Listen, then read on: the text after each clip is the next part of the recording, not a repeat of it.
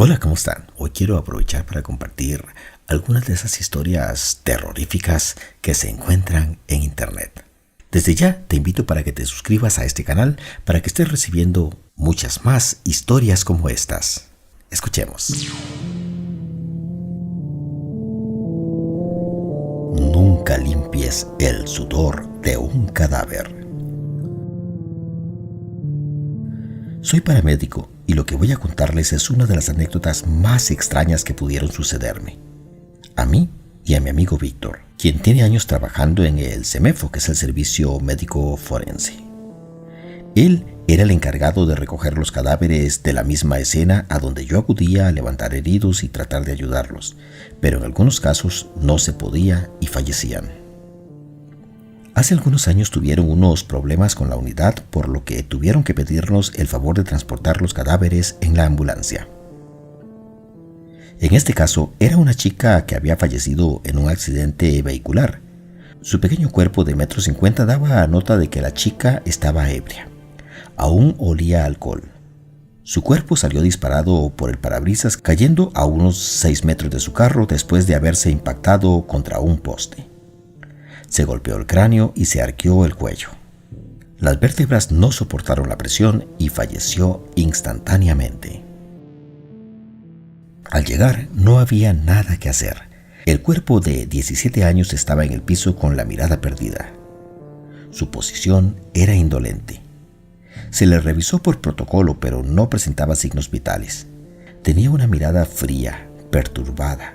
Yo sentía al mirarla que ella te regresaba la mirada.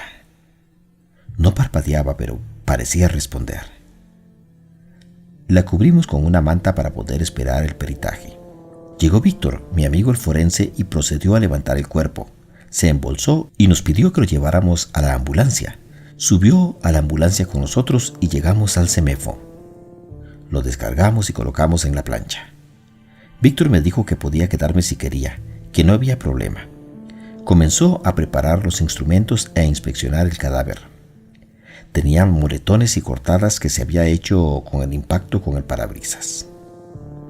Víctor realizaba la necropsia y cuando llegó a los pulmones se detuvo. Algo no se sentía bien. Una extraña sensación en el ambiente le erizaron la piel. Sus manos estaban, una en el pulmón de la chica y la otra con el cuchillo en la mano. La mirada de Víctor estaba fija en el pulmón. Con miedo apretó el cuchillo y prosiguió con el procedimiento. Cuando llegó a la laringe, la vio, y ella estaba con los ojos abiertos. Víctor se los había cerrado, pero se sabía que los cuerpos recién fallecidos suelen tener movimientos involuntarios. Le cerró los ojos y prosiguió. Cuando le tocó revisar el cráneo, empezó por cortar el cuero cabelludo. Le tapó la nariz a la chica. El cráneo se movía suavemente, mientras Víctor trataba de fracturarlo adecuadamente. Mientras hacía esto, notamos que la chica sonreía con los dientes expuestos levemente. «No podemos seguir con el procedimiento», dijo, y salió del lugar. Cuando llegó el otro médico, le comentó lo que había pasado y ambos se fueron a la sala donde estaba yo. La niña estaba ahí, sin expresión alguna. El doctor le dijo a Víctor que solamente lo había imaginado, pero que no pasaba nada. El otro doctor se puso los guantes y prosiguió.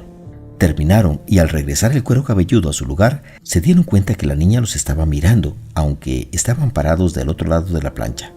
Solo hubo un silencio entre nosotros tres. Cerraron el cuerpo, llenaron los formularios correspondientes. Yo miré a la chica mientras ellos lo hacían. Cuando regresaron se dieron cuenta de que el cadáver estaba sudando. Yo intenté limpiarlo y fue ahí cuando el doctor Pereira, el colega de mi amigo Víctor, nos dijo: «No la limpien, no le quiten el sudor. La niña no quiere irse sola. Si la limpian ustedes, al rato se sentirán mal.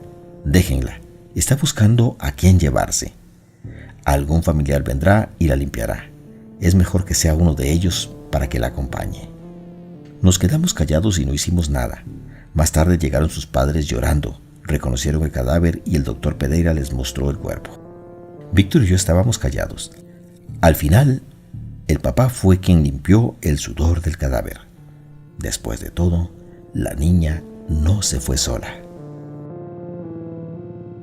Más tarde recibí un llamado de emergencia. Un fuerte accidente se había dado. Al llegar al lugar me di cuenta que era la camioneta en la que llegaron los padres de la chica y el padre había muerto. Su esposa estaba sana, no sufrió ningún golpe, pero el hombre murió al golpearse la cabeza con el volante. A los minutos ahí estaba Víctor levantando el cuerpo, pero esta vez del padre. Curiosa coincidencia.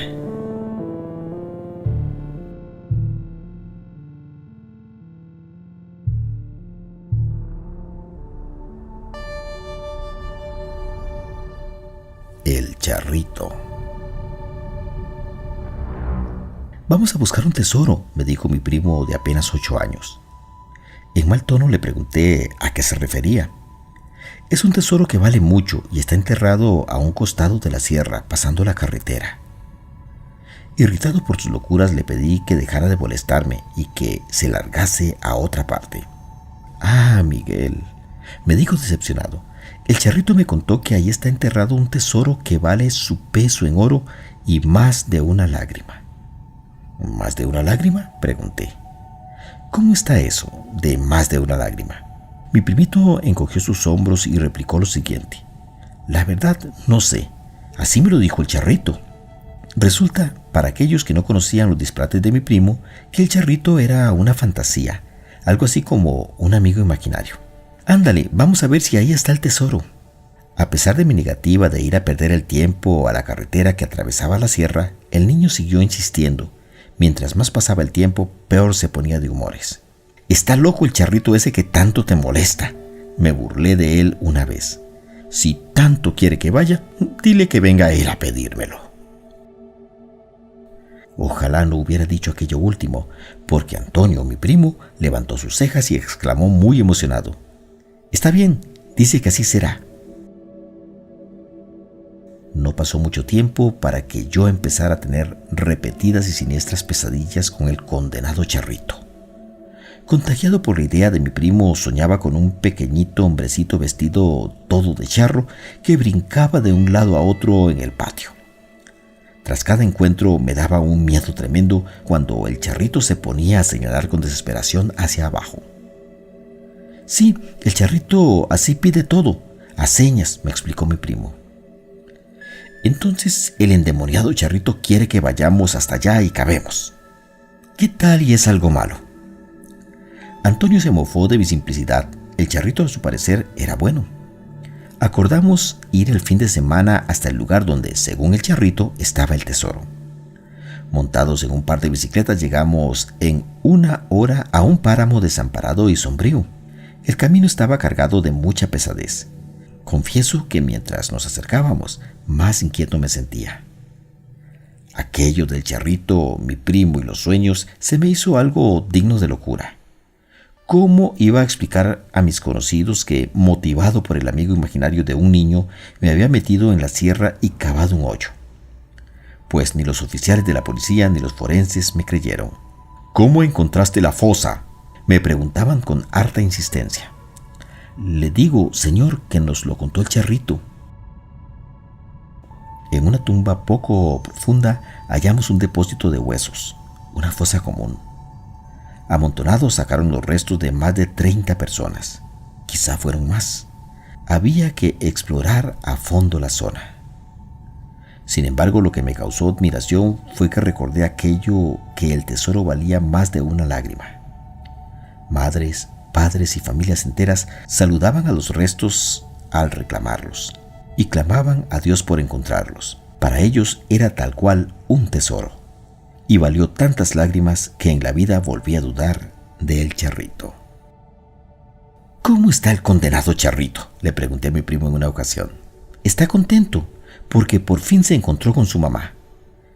Mi primo volteó su cabeza y, como si tuviese a alguien a su lado, asintió y me dijo con emoción lo siguiente. «Muchas gracias, Miguel, por encontrarlo». El crédito de esta historia pertenece a Relaterror.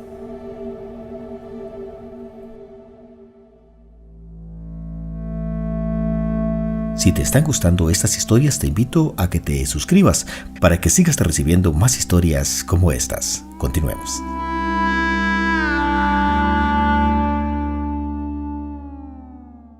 Amor enfermizo.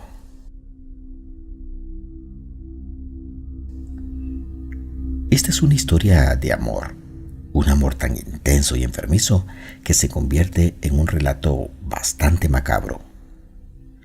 Era el 22 de abril de 1930, cuando María Elena Milagro de Hoyos, de 21 años, de origen cubano-estadounidense, se presentó en el hospital de Cayo Hueso de Florida con síntomas de tuberculosis.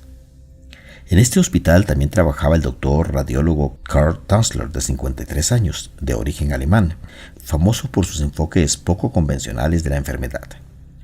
De hecho, Tanzler solía probar tratamientos de su propia invención sin base médica y también se jactaba de haber recibido numerosos premios y certificaciones, lo que lleva a dudar de su título de médico. El doctor estaba casado y con hijos cuando María Elena ingresa al hospital, pero siempre había llevado una vida muy solitaria, convencido por algunas visiones que tenía que esperar a una mujer de cabello negro, quien estaba destinada a ser el verdadero amor de su vida. Cuando Tanzler conoció a María Elena, estaba convencido de que finalmente había encontrado a la chica que siempre había estado esperando, y su recuperación se convierte en la máxima prioridad. Además de las curas de la época, el médico prueba en la mujer diversos medicamentos, rayos X y aparatos eléctricos, pero todo es en vano, y María Elena muere en 1931. También hay que mencionar que la hermosa y joven mujer rechazó en repetidas ocasiones las declaraciones de amor de Tanzler. El doctor queda destrozado y acude a la familia de María Elena pidiendo poder pagar su funeral y entierro. La familia se conmueve por la generosidad y el cariño que el médico sentía por su paciente y accede sin saber que Tanzler se convertiría así en el único poseedor de la única llave del mausoleo. A partir de ese momento, el hombre acude todas las noches a la tumba de María Elena, pasando horas y horas acostado junto al cuerpo y contándole todo su día. Pero sus visitas las utiliza principalmente para inyectar grandes cantidades de formaldehído en el cuerpo en la desesperada idea de tratar de preservar la belleza de la joven.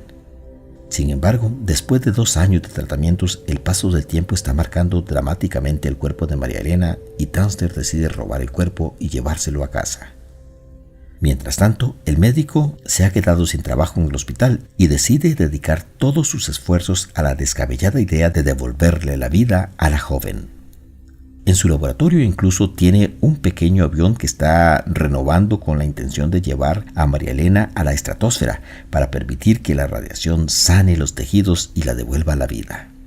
Por supuesto, su plan solo puede llevarse a cabo si el cuerpo de la joven no se descompone irreversiblemente. Pero la naturaleza no perdona a nadie. A medida que la piel del cadáver se descompone, Tanzler la reemplaza con un paño de seda empapado en cera y yeso de París. A medida que el cabello cae del cuero cabelludo en la descomposición, Tanzler lo recoge para crear una peluca con él para Elena. La cavidad abdominal y torácica del cadáver la rellenó con trapos para mantener la forma original y el terrible olor a descomposición lo cubrió con enormes cantidades de perfume y desinfectante. Los ojos los sustituyó por unos de cristal y los huesos se ataron con cuerdas de piano, mientras que el rostro, por si faltaban más detalles macabros, lo reconstruyó con plastilina. La hermosa joven ahora parece más una muñeca podrida. Lo cierto es que después de 7 años Tanzler aún estaba convencido de que vivía con la mujer que amaba y no con un cadáver, por lo que actuaba como si estuviera en una escena de un matrimonio normal. Simplemente le llenaba a María Elena de regalos, incluyendo joyas y ropa, y a menudo tocaba para ella o bailaba con su cuerpo. Es durante uno de estos bailes que un joven observa la escena desde una ventana. Su testimonio, combinado con la extraña cantidad de regalos para mujer comprados por el doctor, que ya no vive con su esposa, y el cese repentino de sus visitas al mausoleo de María Elena, hacen sospechar a su hermana, que irrumpe en la casa de Tanzler con la policía. El médico es condenado por el robo del cuerpo, pero nunca será encerrado, ni considerado loco. El caso se hace público de inmediato, pero sorprendentemente la opinión pública simpatiza con el romántico médico, que solo quería revivir a su gran amor. El cuerpo de María Elena es recuperado y enterrado en un lugar secreto, sin lápida, para finalmente poder darle un descanso a la joven.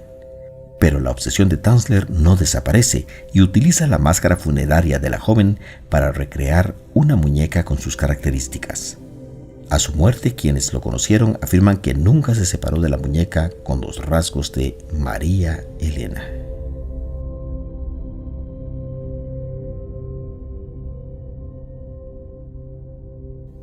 El internado siniestro, de Alex Morales Gómez.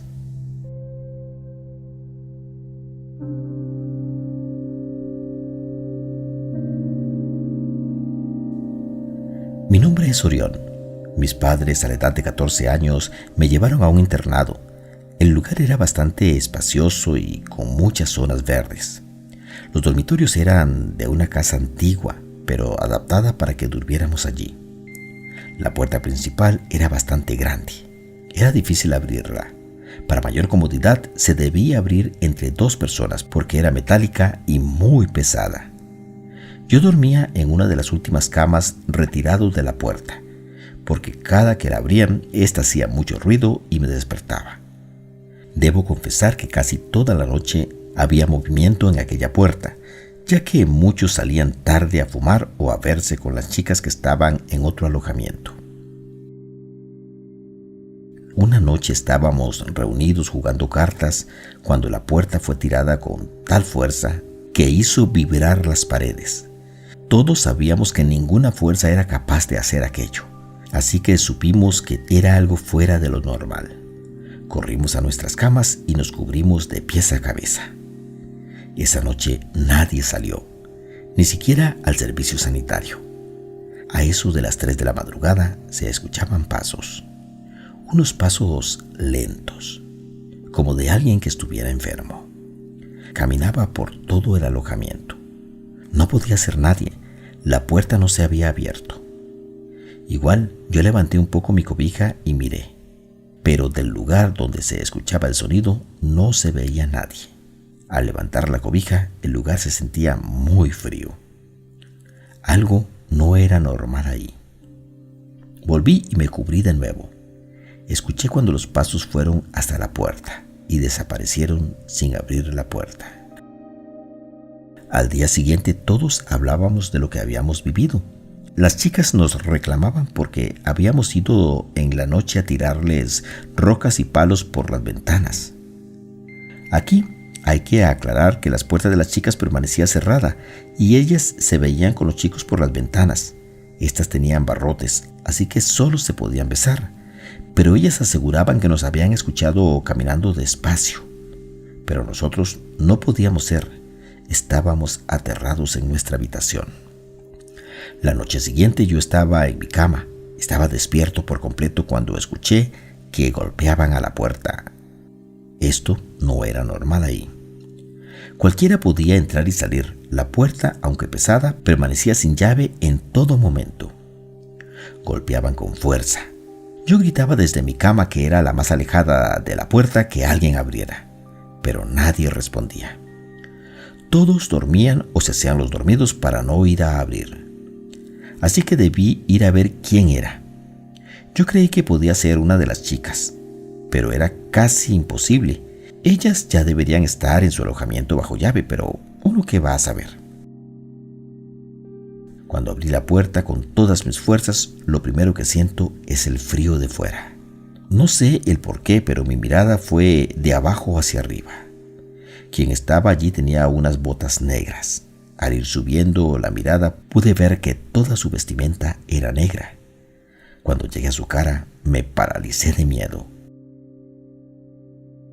Sus ojos, que eran lo más notorio y terrorífico, eran amarillos y muy pequeños. Una mirada penetrante y tenebrosa. Su nariz larga y su pequeña boca, la cual sonreía con maldad. En su cabeza, un sombrero de copa también negro. Pero había otra cosa en él que lo hacía más tenebroso que todo. Era su estatura. Aquel personaje medía más de 2 metros. Yo corrí a mi cama. Me pasé por encima de más de uno de mis compañeros. Al llegar a mi cama, el personaje seguía ahí. Cuando me cubrí con mi cobija, sentí cómo se cerró la puerta de un solo golpe. Escuché también una risa suave, pero muy tenebrosa. A partir de aquella noche yo presentía la presencia de ese alguien ahí. Más que todo en las noches yo sentía que alguien nos acechaba. No solo a mí, sino a todos. Una noche cualquiera me asomé por la ventana y vi a aquel personaje que iba para un lago que había cerca. Detrás de él iba una de las chicas. Algo extraño, ya que a esas horas debían estar bajo llave. Yo salí corriendo llamándola por su nombre. En esta ocasión otros compañeros sí se despertaron y salieron detrás de mí. Algunos dirían después que creían que estaba sonámbulo. Yo vi cuando aquel engendro hundió a la joven en el lago y la estaba ahogando. Yo gritaba que la dejara. Mis compañeros dirían después que fue ella quien se lanzó al lago. La chica murió ahogada y no pudimos sacarla hasta que ya no había nada que hacer. La policía estuvo allí y algunos funcionarios de gobierno, así que nos cambiaron de aquel lugar, ya que era muy inseguro para los jóvenes de nuestra edad. El reporte decía que aquella joven se quitó la vida. La verdad es que aquel personaje la asesinó. Después de aquello, no lo volví a ver, ni siquiera a sentir su presencia. Al parecer, se quedó allí donde era el antiguo internado.